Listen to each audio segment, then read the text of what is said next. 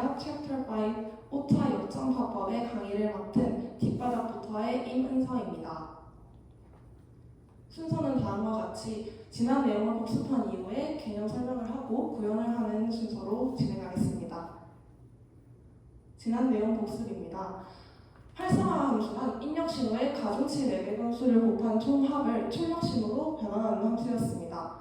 입력신호의 총합이 활성화를 일으킬지 말지를 정하는 역할을 하는 함수였습니다. 활성화 함수의 종류에는 이렇게 5가지를 배웠었는데요. 계산 함수는 퍼셉트룸에서 사용하는 활성화 함수, 시그모이드 함수와 렐로 함수는 신경망에서 사용하는 활성화 함수였습니다.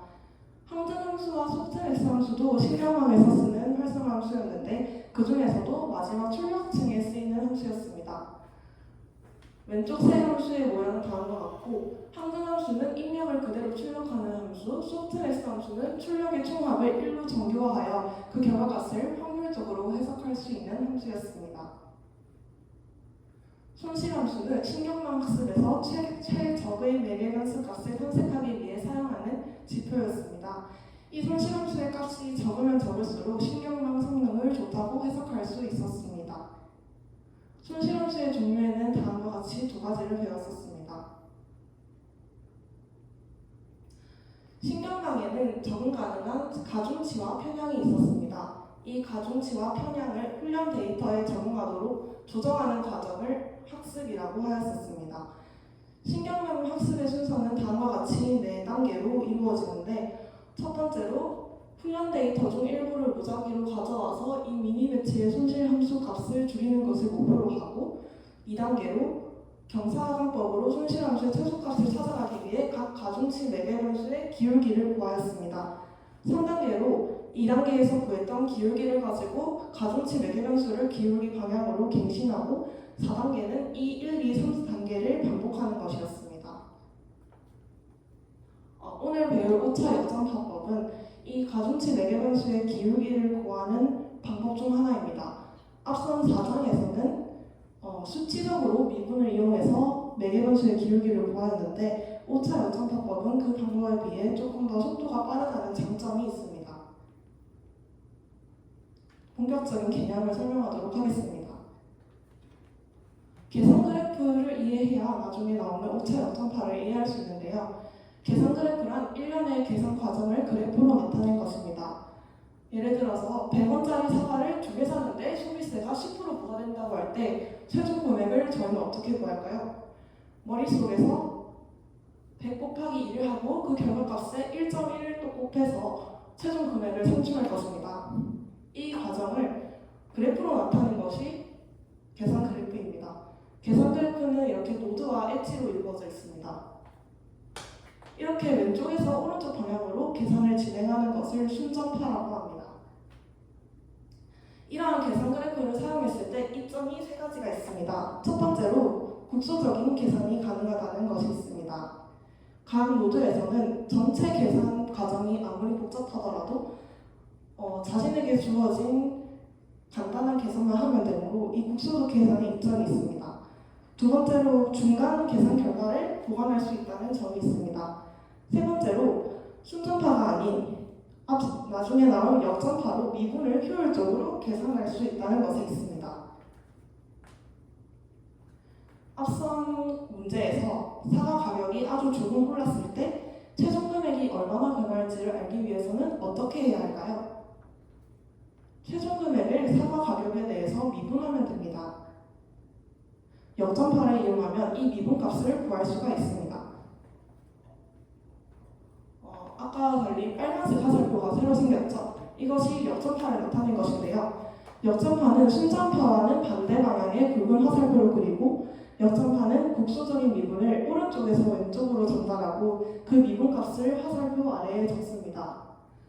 여기 나오는 1.1, 2.2, 110과 같은 계산 결과가 어떻게 나올지 바로 다음 슬라이드에서 설명하겠습니다.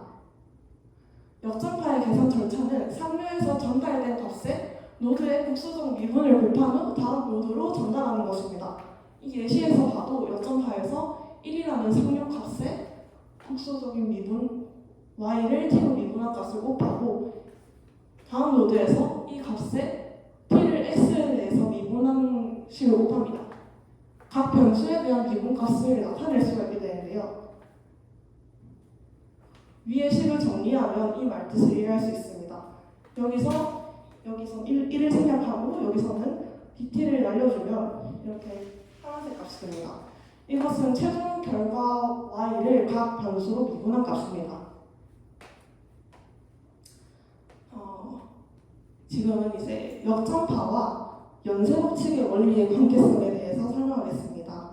첫 번째로 이 각 노드를 함수처럼 생각하면 계산 그래프의 x와 y의 관계를 합성함수로 생각할 수 있습니다. 그 합성함수로 생각할 수 있는 이 식을 여기 적어놨습니다. x는 f라는 함수를 거치고 g라는 함수를 거쳐서 y가 됩니다. 두 번째로 합성함수의 미분은 합성함수를 구성하는 각 함수의 미분의 곱으로 나타낼 수 있습니다.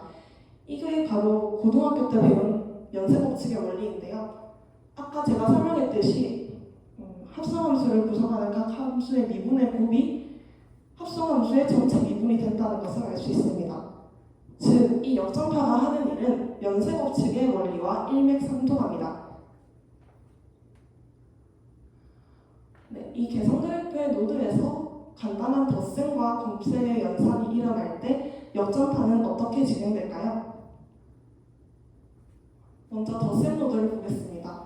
덧셈 노드의 역전파는 상류의 값을 그대로 전달합니다. 이는 다음 식에서 이유를 알 수 있는데요. z를 x 플러스 y로 식으로 나타내면 z를 x로 미분하든 y로 미분하든 그 값은 1이 됩니다. 따라서 1을 곱하나 마나 상관없이 상류의 값이 그대로 전달되므로 덧셈 노드의 역전파는 상류의 값을 그대로 전달한다고 이해하면 됩니다. 다음으로 곱셈 노드의 역전파입니다. 곱셈 노드는 상류의 값의 순전파의 입력 신호들을 서로 바꾸어서 곱해 전달합니다. 여기 식을 보시면 z는 xy라고 쓰면 이 z를 x로 미분했을 때 값은 y가 되고 y로 미분했을 때 값은 x가 됩니다.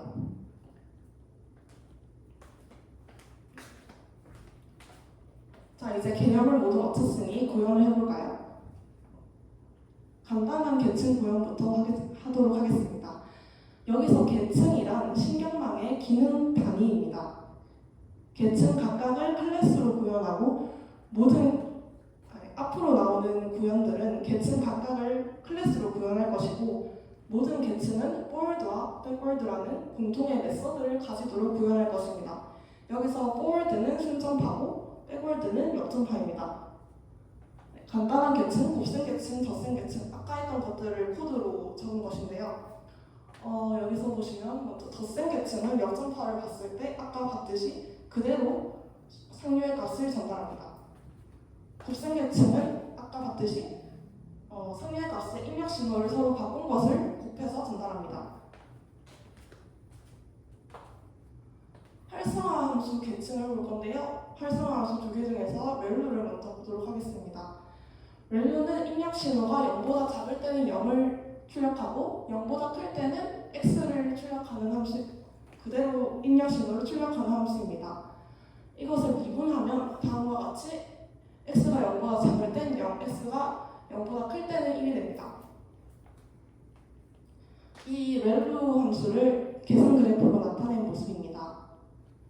x가 0보다 작을 때는 0을 역전파에서 0을 출력하고 x가 0보다 클 때는 역전파에서 상류의 값을 그대로 전달합니다. 이는 이 위식에 기반하는 것입니다. 다음으로 시그모이드 함수를 보겠습니다. 시그모이드 함수는 저 왼쪽 위에 있는 식과 같은데요. 이것을 순전파로 나타냈을 때 계산 그래프입니다. 시그모이드 함수의 역전파는 다소 복잡할 수 있는데 오른쪽 상류에서부터 하려고 천천히 가보도록 하겠습니다. 먼저 역수 노드에서 일어나는 것을 식으로 표현하면 y는 x분의 1이고 이 y를 x에 대해 미분하면 마이너스 y 제곱이 됩니다. 따라서 상류의 값에 보라색으로 형광펜이 쳐져 있는 이 마이너스 y 제곱을 곱해서 전달해줍니다. 다음으로 덧셈 노드는 아까 배웠듯이 그대로 상류의 값을 전달합니다.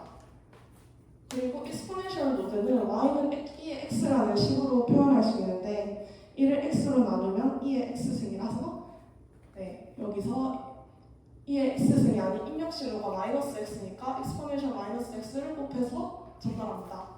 마지막 4단계의 곱셈 모드에서는 입력신호를 바꾸어서 곱해 전달함으로 마이너스 1을 곱한 마지막 이 식을 역전파에서 출력합니다. 간소화한 시그모이드 계층입니다. 아까 그 복잡했던 것을 하나로 통일시켜서, 그리고 변수도 아까는 x, y가 출력값이 있었는데 이것을 y 하나로만 간소화해서 표현했습니다. 다음으로 어파인 계층에 대해서 설명하겠습니다. y는 xw 플러스 b와 같이 행렬의 내적을 하는 것을 어파인 변환이라고 합니다. 신경망에서 어파인 변화를 수행하는 계층을 어파인 계층이라고 합니다. 쉽게 설명해서 저희가 제일 처음부터 배웠던 입력신호의 가중치를 곱하고 편향을 더하는 이 과정을 수행하는, 기능을 수행하는 것을 어파인 계층이라고 보시면 됩니다. 지금까지의 계산 그래프에서는 노드 사이에 스칼라 값이 흘렀지만 지금부터는 행렬이 흐릅니다. 아까는 순정파만 표시되었는데 이번에는 역전파를 추가로 표시한 그림입니다. 스칼라 값이 아닌 행렬이 흐르고 있기 때문에 행렬의 내적을 할 때 주의를 해야 하는데요. 행렬의 내적에서는 대응하는 차원의 원소수를 일치시켜줘야 합니다. 이를 위해서 역전파에서는 전치 행렬을 사용하는데요. 예를 들어 1번을 보시면 상류에서 덧셈 노드니까 그대로 전달되고 1번으로 갈 때 원래 스칼라 값이라면 그냥 여기 반대쪽에 있는 입력신호를 곱해서 전달하면 되지만 지금 쉐입이 1,3이랑 2,3으로 내적을 할 수 없는 쉐입이기 때문에 W를 전치시켜줘서 3,2로 만들어 뒤에다가 곱해줍니다. 이번 설명을 생략하도록 하겠습니다. 똑같은 과정입니다. 다음으로 어파인 계층입니다. 아까와 같이 입력 데이터가 x 하나만이 아니고 데이터 n개를 입력하는 경우입니다. 아까와 다르게 x가 n,1이 된 것을 확인할 수 있습니다. 소프트맥스 리소스 계층을 설명할 건데요. 출력층에서 사용하는 소프트맥스 활성화 함수와 손실함수의 종류인 크로스 엔트로피 에러 계층을 합쳐서 소프트맥스 리소스 계층이라고 하겠습니다. 그런데 보시다시피 매우 복잡하기 때문에 간소화를 하면 이런 형태가 됩니다. 소프트맥스 계층은 입력 3개를 정교화하여서 y1, y2, y3를 출력합니다. 그리고 크로스 엔트로피 에러에서는 소프트맥스의 출력값 y들과 정답 데이터인 t1, t2, t3를 받아서 손실 n을 출력합니다. 소프트맥스 계층의 역전파를 보면 다음과 같이 매우 깔끔한 값이 나오는 것을 알 수 있는데요. 이는 출력과 정답 레이블의 차분, 즉 오차를 정하고 있는 것입니다. 이런 깔끔한 결과가 나오는 이유는 소프트맥스 함수, 크로스 엔트로피 에러 계층 함수가, 그러니까 교차 엔트로피 오차가 소프트맥스랑 이렇게 같이 결합을 시켰을 때 오차를 배출하도록 만든 설계된 함수이기 때문입니다. 마지막으로 오차 역전파법을 구현하겠습니다. 지금 보시는 것은 2층 신경망을 2레이어 넷이라는 클래스로 구현한 것입니다. 눈여겨보실 점은 여기 ordered dig이라는 순서가 있는 딕셔너리에 레이어 계층들을 넣었다는 것입니다. 그래서 순전파 때에는 딕셔너리의 추가한 순서대로 각 계층을 호출하고 역전파 때에는 반대의 순서대로 각 계층을 호출합니다. 그리고 여기 수치 미분 메서드와 오차 역전파법 메서드도 확인할 수 있습니다. 앞에서도 도입 부분에서 잠깐 언급했듯이 우리 손실함수의 기울기를 구하는 방법에는 수치 미분과 오차 역전파법이 있습니다. 그런데 오늘 배울 역전파법이 조금 더 속도가 빠릅니다. 수치 미분은 조금 더 직관적인 기울기를 구하는, 즉 미분을 구하는 방법이지만 오차 역전파법이 훨씬 더 속도가 빠르기 때문에 수치 미분은 이제 필요성이 없어집니다. 라고 생각했는데 수치 미분은 오차 역전파법을 정확히 구현했는지 확인하기 위해서 필요합니다. 이것을 기울기 검증이라고 하고요.